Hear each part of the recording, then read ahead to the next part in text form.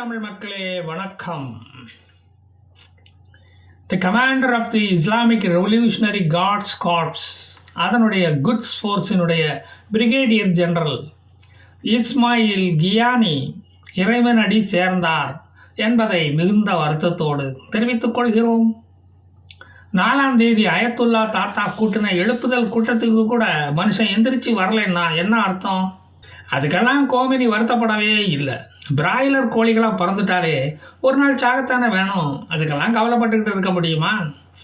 ஈரானை விட்டு social service பண்ண நீ எதுக்கடா லெபனானுக்கு போனேன் அப்படின்னு நம்மளை தவிர எவனும் அவரை கேட்க மாட்டாங்க. வட்டி மஸ்தான்கள் ஊர் ஊராக போகத்தான் செய்வாங்க. நாம் அவனை வழிமறித்து இங்கே எங்கே போகிற எதுக்கு வந்தேன்னு கேட்குறோமா? இல்லை, அது போல தான் இதுவும். ஆனால் கோமினி மனசுக்குள்ளே ஒரு குரல் கேட்குதான், டேய் உன்னை நம்பி தாண்டா உசிரை கையில் பிடிச்சிக்கிட்டு திரிகிறேன், இப்படி ஏண்டா கண்ணாமூச்சி விளையாட்டு காட்டுற அப்படின்னு. ஈரான் நடத்திய பாலிஸ்டிக் மிசைல் அட்டாக்கு பல் இழித்தது. அது இஸ்ரேலுடைய ஏர்ஃபோர்ஸில் ஒரு ஸ்கிராட்சையும் ஏற்படுத்தவில்லை என்று யோ கேலண்ட் வேற கமெண்ட் அடித்துள்ளார். கடுப்பு வராதா பின்ன? ரோஷம் உள்ளவனுக்கு நான் சொன்னேன்.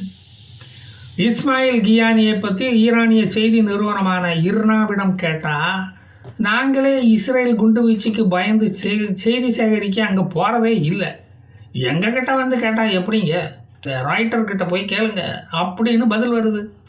ஆசம் சஃபுடினுக்கு வச்ச பொறியில் இவரும் சிக்கியிருப்பார் என்று நம்பப்படுகிறது. உடனே செத்ததாக அறிவிப்பது எங்கள் சரித்திரத்திலேயே கிடையாது. முந்தா நாள் தான் இஸ்ரேல் மேலே ஏவுகணை விட்டதுக்கு ஒரு 10 லட்சம் ரூபாயும் பாராட்டு பத்திரமும் கொடுத்து கௌரவித்தேன் அந்த மனுஷனை.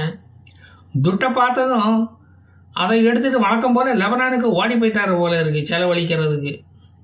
இப்படி இருந்தால் எப்படி வழங்கும்? ஆர்டர் ஆஃப் ஃபாத் அவார்டுக்கு அமீர் அலி ஹாஜி சதாவுக்கு கொடுத்து கௌரவித்திருக்கிறார் கோமேனி. சாவறதுக்கு முன்னால் வந்து நிற்கிறவனை கௌரவிப்பது எங்களது வழக்கம்.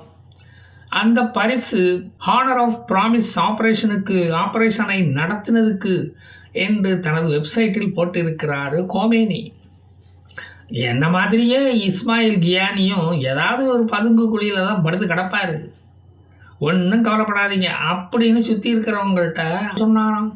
அமெரிக்கா ஈரானின் நியூக்ளியர் ஃபெசிலிட்டிஸ்களை தாக்க வேண்டாம் என்று கூறினாலும் ஈரான் நியூக்ளியர் டெக்னாலஜியில் வளர்வது அமெரிக்காவுக்கு சுத்தமாக பிடிக்கவில்லை. நியூக்ளியர் பிளான்ட்டை தாக்க வேண்டாம் என்று அமெரிக்கா சொல்லுவது பதூதாவை யாரும் கல்லால் அடிக்காதீர்கள் என்று துக்ளக்கு சொன்ன மாதிரி தான். இதற்கிடையில் ஒரு புது ரூமர் ஒன்று கிளம்பி இருக்கு. அதாவது அடுத்தடுத்து ஹிஸ்புல்லா தலைவர்கள் பொட்டுன்னு மண்டையை போட்டுக்கிட்டு இருப்பதால் யாஹ்யா சின்வர் +2 பையன் மாதிரி பேப்பரும் பெண்ணுமா தான் அலைகிறாராம். ஃபோனை கையில் எடுக்க முடியல. பேஜர் வெடி, வாக்கி டாக்கி வெடின்னு விதவிதமாக பட்டாசுகளை மார்க்கெட்டில் இறக்கியிருக்கான் இந்த இஸ்ரேல். தீபாவளி டைம் இல்லை, எதையும் செய்வதாக இருந்தால் பேப்பரில் எழுதி தான் மெசேஜ் அனுப்புகிறாராம். சூடான் நாட்டுக்கு தப்பிச்சு போக முயற்சி பண்ணுறாராம் யாஹ்யா சின்வர். அங்கே அகதிகளாக வாழலாம் பார்த்தீங்களா, சாப்பாடு கிடைக்குமே. திங்கிறதுக்கு ஒன்றும் கிடைக்காம வயரெல்லாம் ஒட்டி போய் தோல் சுருங்கி சூடான் நாட்டு அகதிகள் போலத்தான் இப்போ காட்சி அளிக்கிறாராம். அதனால அப்படி தோணி இருக்கலாம் இல்லையா? எவன் கண்டான்? செத்து போனவன் உயிரோடு இருக்கிறதா ஒரு பாவலாக காட்டுறானுங்களோ என்னமோ, நமக்கு என்ன தெரியும். இப்போ ஜபலியாவை இஸ்ரேல் இராணுவம் சுற்றி வளைத்துள்ளது. வடக்கு காசா பகுதியில் உள்ளவர்களிடம் தொடர்பை ஏற்படுத்த ஹமாஸுகள் முயற்சி செய்கிறார்களாம். அதனால் தான் இந்த நடவடிக்கையாம். யாஹ்யா சின்வர் தன்னை சுற்றி பிணைய கைதிகளை வைத்து கொண்டு தான் தூங்குகிறாராம். ஆளாளுக்கு ஒன்று சொல்கிறாங்கப்பா. லட்சுமி ராமகிருஷ்ணனை கூட்டிகிட்டு வந்து அவங்கள வச்சு கேட்டால் தான் சொல்வதெல்லாம் உண்மையானு நமக்கு தெரியும். யாஹ்யா சின்வர் யமனோட எருமையை பிடிங்கிட்டு கூட தப்பிச்சிருவார். அப்படி போகக்கூடிய ஜகஜால கில்லாடி ஆடு. அது இஸ்ரேலுக்கும் நல்லாவே தெரியும். முன்பு ஒரு முறை குண்டு வீச்சில் இறந்து விட்டதாக கூறிக்கொண்டு 7 வருஷம் கழித்து திரும்பி வந்தவன் தானே இந்த திருட்டு சின்வர். கருவாட்டையே மீன் தொட்டிக்குள்ளே போட்டு வளர்க்குற மாதிரி பாவலா படமெல்லாம் காட்டுவான். அவன் லேசுப்பட்டவன் ஆள் இல்லைங்கோ. ஈரானுக்கு அக்டோபர் 7ஆம் தேதியை ஞாபகப்படுத்தும் விதமாக 7ஆம் தேதி ஒரு தாக்குதல் இருக்குது என்று சொல்லப்படுகிறது. நானும் காத்திருந்து காலங்கள் தான் போகுது. அதே போல இதை ஆண்டு விழாவாக கொண்டாட ஹமாஸும் முயற்சிக்கும் என்று நம்பப்படுகிறது. என்னதான் நடக்கிறது என்று பார்ப்போமே. இப்போது இஸ்ரேல் போர் தந்திரங்களை எல்லாம் மாற்றியுள்ளது. ஏங்க வைத்து எதிர்பார்த்து கொண்டு இருக்கும் போது தாக்காமல் அசர வைத்து அலற வைத்து அடிப்பது இஸ்ரேல் ஸ்டைல். ஐடிஎஃப் மொசாத் என்ற பெயரை கேட்டாலே கால் வழியாக போகிறதுக்கு காரணம் இதுதான். எந்த வல்லரசையும் சார்ந்து நாங்கள் இல்லை. எங்களை பாதுகாக்க எங்களுக்கு தெரியும். அதனால தான் நாங்கள் அயன் டோமையை கண்டுபிடிச்சோம். அதை பெரிய அளவில் தயாரித்து மற்ற நாடுகளுக்கு விற்று பணம் பார்க்கும் வயிறு வளர்க்கும் மனப்பான்மை எல்லாம் எங்களுக்கு கிடையவே கிடையாது. எங்களுடைய கண்டுபிடிப்பு எங்களுடனேயே இருந்துவிட்டு போகட்டும். எந்த நாட்டையும் விட எங்கள் இராணுவம் பலமானது என்று எல்லோருக்குமே தெரியும். ஏவுகணைகளை எங்கள் மேல் விட்டால் நஷ்டமடைவது நீங்கள்தான். உங்களுடைய ஏவுகணைகள் எல்லாம் ஒரு வேஸ்ட் தயாரிப்பு என்று நிரூபிக்கத்தான் நாங்கள் இருக்கோமே. ஈரானிய எண்ணெய் கிணறுகள் இனி இஸ்ரேல் வசம் போகும். நியூக்ளியர் பிளான்ட்களை இனி இஸ்ரேல் கையில் எடுக்கும். பெரிய விடுதலை போராட்ட தியாகிகள் என்று சொல்லிக்கிட்டு கட்டப்பட்ட ஹமாஸ் ஹிஸ்புல்லா தலைவர்களின் சமாதிகள் எங்கள் புல்டோசரால் இடித்து நிரவி சமமாக்கப்படும். டெரரிசம் இந்த உலகத்தில் இருந்து அழிக்கப்பட்டு அதற்கு ஒரு சமாதி அங்கு கட்டப்படும். அது போதும்ல உங்களுக்கு. உலக சரித்திரத்திலேயே எங்களைப் போல் அதிகமான ஏவுகணைகளை வாங்கிய நாடு வேறு ஏதும் இல்லை. இந்த ஈரானும் 2 முறை 500க்கும் மேற்பட்ட ஏவுகணைகளை வீசியுள்ளது.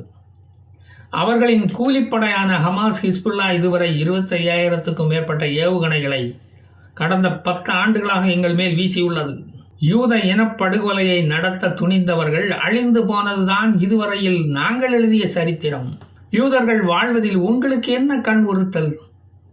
அப்பாவி யூதர்களை நீங்கள் கொல்ல முயற்சிப்பதால் தான் நீங்கள் சாகிறீர்கள். அதை முதலில் புரிந்து கொள்ளுங்கள். உங்கள் நாட்டு மக்களை கேடயமாக பிடித்து நீங்கள் உயிர் பிழைத்தாலும் உங்கள் சாவு எங்கள் கையில் என்பதை மறந்து விடாதீர்கள். அதை அன்றே அல்லாஹ் முடிவு செய்து விட்டான். எந்த நாடும் தன் நாட்டு மக்கள் அழிய வேண்டும் என்று உங்களைப் போல் நினைப்பதில்லை. அழிய நினைப்பவர்கள் எங்களை சீண்டி பாருங்கள் என்று நேதன்யாகு கிரியா மிலிட்டரி ஹெட் குவார்ட்டர்ஸில் இராணுவ வீரர்களிடையே பேசும்போது பேசினார். அதைத்தான் நான் உங்களிடம் சொன்னேன். பிரான்ஸ் அதிபர் இமானுவேல் மேக்ரான் இஸ்ரேலுக்கு இராணுவ உதவிகளை நிறுத்த வேண்டும் என்று யுஎஸ், யூகே, ஜெர்மனி போன்ற ஐரோப்பிய நாடுகளையும் மேற்கத்திய நாடுகளையும் கேட்டுக்கொண்டுள்ளார். அதற்கு கடுமையான கண்டனத்தை நேதன்யாகு தெரிவித்துள்ளார். பாரிஸ் சப்போர்ட் இல்லாமலேயே நாங்கள் லெபனானிலும் காசாவிலும் இஸ்ரேல் வெல்லும். உன் நாட்டில் இதுபோல சம்பவங்கள் நடக்கும்போது இதுபோல நீ பேசு என்று காட்டமாக சொல்லிவிட்டார். ஈரான் வளர்த்து எங்கள் நாட்டுக்குள் விடும் காட்டும் பிராண்டிகளை நாங்கள் தொடர்ந்து அழித்து கொண்டுதான் இருப்போம். ஏனென்றால் இஸ்ரேல் படித்தவர்கள் வாழும் நாகரிகமான மக்கள் நிறைந்த நாடு. எல்லா நாகரிகமான வளர்ந்த நாடுகளும் இஸ்ரேல் பக்கம்தான் நிற்கின்றன. ஹமாஸ் ஹிஸ்புல்லாக்களுக்கு ஆயுதங்களை ஈரான் தொடர்ந்து கொடுப்பதை நீங்கள் எதிர்த்தீர்களா இமானுவேல் மேக்ரான்? அதை தடுத்தீர்களா நீங்கள்? இஸ்ரேலுக்கு ஆயுதம் அனுப்ப வேண்டாம் என்று கூற உங்களுக்கு என்ன தகுதி இருக்கிறது? 2 பக்கமும் நீ சமமாக சொல்லியிருக்கணும் இல்லையா? அதனால் தான் லெபனானில் உள்ள பிரான்ஸ் நாட்டுக்கு சொந்தமான ஒரு ஆயில் ரிசர்வாயரை இஸ்ரேல் தாக்கி அழித்துள்ளது. இது மேக்ரானுக்கு கொடுத்த பதிலடியா அல்லது தவறுதலாக குண்டு அங்கு பாய்ந்ததா என்று தெரியவில்லை. அது இனி போக போக தெரிஞ்சு போயிடும். இல்லாவிட்டால் பிரான்ஸையும் எதிர்த்து தாக்க வேண்டியது வரலாம். எல்லா டெரரிஸ்டுகளும் ஒன்று சேர்ந்து எங்களை எதிர்க்கிறார்கள். நீங்கள் எங்களை ஆதரிக்காவிட்டாலும் பரவாயில்லை, ஒரு ஓரமாக ஒதுங்கி நின்று வேடிக்கை பாருங்கள். இஸ்ரேலை பாதுகாக்க எங்களுக்கு தெரியும். மனித குலத்தை பயங்கரவாதத்தில் இருந்து பாதுகாப்பது இஸ்ரேலின் கடமை. அந்த போரில் வெல்லும் வரை இஸ்ரேல் தொடர்ந்து தாக்கும் அப்படின்னு பேசி முடித்தார் நேதன்யாகு. பதிலை கேட்டதுமே இமானுவேல் மேக்ரானுக்கு ஒரு மாதிரி ஆயிட்டு. Israel is our long standing friend, your answer to me is in excess அப்படின்னு பதில் சொல்லியிருக்காரு. இப்போ பிரான்ஸினுடைய ஆயில் ரிசர்வாயரை அடிச்சிருக்காங்க. இனிமேல் பிரச்சனைகள் எப்படி எல்லாம் போகிறது என்று பார்த்துவிட்டு நான் மீண்டும் வருவேன். ஜெய் ஹிந்த்.